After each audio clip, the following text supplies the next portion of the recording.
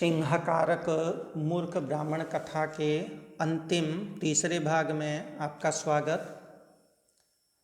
अब तक हम पढ़ चुके हैं कि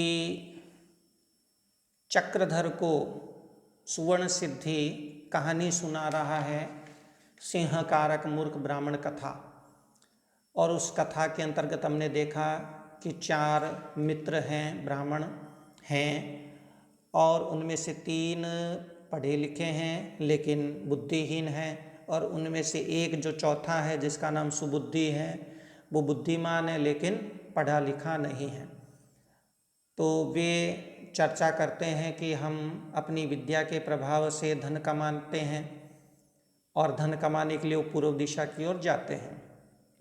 रास्ते में उनमें से एक है, वो कहता है कि हम जो धन कमाएंगे हम इससे, चूँकि ये विद्याहीन है चौथा व्यक्ति, इसे हम अपना हिस्सा नहीं देंगे। दूसरा व्यक्ति भी, जो मित्र है, वो भी समर्थन करता है इस बात का, लेकिन तीसरा कहता है कि हम सब साथ खेले हैं तो यह भी हमारा बराबर का भागीदार होगा।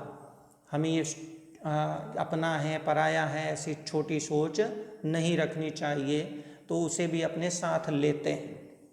रास्ते में जंगल में वो देखते हैं कि कुछ हड्डियाँ इधर उधर बिखरी पड़ी हैं, तो वो कहते हैं कि अब हम अपनी विद्या का चमत्कार देखते हैं, परीक्षा करते हैं। तो उनमें से एक उन हड्डियों को संयोजित कर देता है। दूसरा व्यक्ति जो साथी है वो अपनी विद्या के प्रभाव से उसमें खून, मांस और चमड़े का संयोजन कर देता है। यह देख करके तीसरा जैसे ही उसमें जीवन प्राण डालना चाहता है, त्यों ही सुबुद्धि कहता है कि अरे ये तो शेर बन रहा है, यदि तुम इसे जीवित कर दोगे तो यह हम सबको खा जाएगा, मार डालेगा। तो इसके बाद की कहानी इस अंतिम हिस्से में है।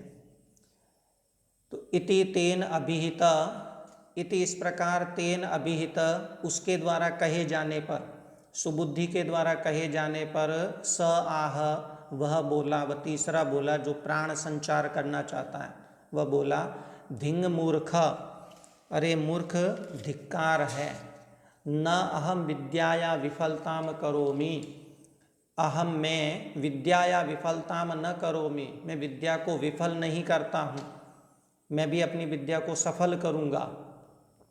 ततस्तेन अभिहितम, तो तेन अभिहितम उसके द्वारा कहा गया, सुबुद्धि के द्वारा कहा गया, चौथे के द्वारा कहा गया।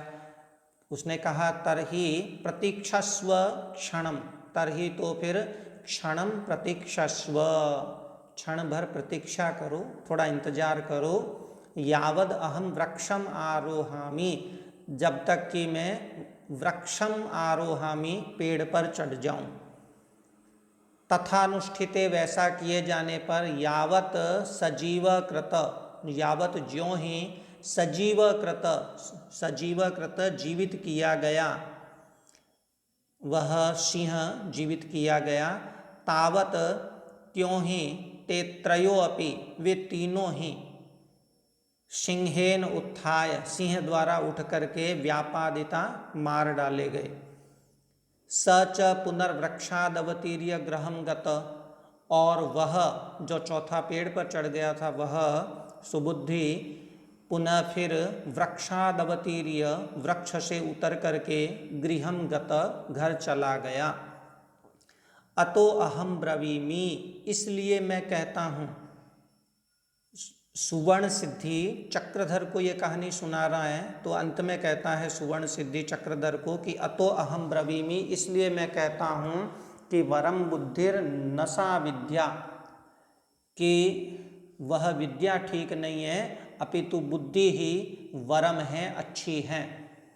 अतः परमुक्तम च सुवर्ण सिद्धिना, अतः परम, अतः इसके, परम मने बाद, सुवर्ण सिद्धिना उक्तम, सुवर्ण सिद्धि के द्वारा कहा गया। परम उक्तम यानी परम प्लस उक्तम, अतः परम इसके बाद, उक्तम कहा गया, सुवर्ण सिद्धिना, सुवर्ण सिद्धि के द्वारा। सुवर्ण सिद्धि ने क्या कहा चक्रधर को कि अपि शास्त्रेषु कुशला, लोकाचार वर्जिताः सर्वे ते हास्यताम यान्ति यथा ते मूर्ख पंडिताः। वो कहता है कि अपि शास्त्रेषु कुशला, शास्त्रेषु कुशला अपि, शास्त्रों में कुशल होने पर भी, विद्याओं में कुशल होने पर भी, लोकाचार वर्जिता, लोकाचार से शून्य, लोक व्यवहार को न जानने वाले, सर्वे ते हास्यताम यान्ति, ते सर्वे वे सभी प्रकार लोग, हास्यताम यान्ति उपहास को प्राप्त होते हैं, हास्यता को यान्ति माने गच्छन्ति जाते हैं, उपहास को प्राप्त हो जाते हैं, यथा ते मूर्ख पंडिताः जैसे वे मूर्ख पंडित। चक्रधर आह, चक्रधर बोला, कथम एतत् यह कैसे, स्वब्रवीत वह बोलने लगा, वह कहने लगा। तो प्रिय विद्यार्थियों, यह सिंह कारक मूर्ख ब्राह्मण कथा समाप्त होती है, जो सुवर्ण सिद्धि के द्वारा चक्रधर को सुनाई गई थी। अब इस कथा के अंत में सुवर्ण सिद्धि फिर से एक कहानी सुना रहा है। कहानी का नाम है मूर्ख पंडित कथा, जिसमें वे पंडित जो हैं वो शास्त्रों में तो कुशल होते हैं, विद्या पढ़े लिखे हैं, लेकिन मूर्ख हैं, लोक व्यवहार को नहीं जानने वाले हैं।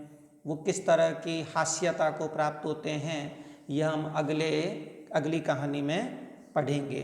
अस्तु, नमो नमः।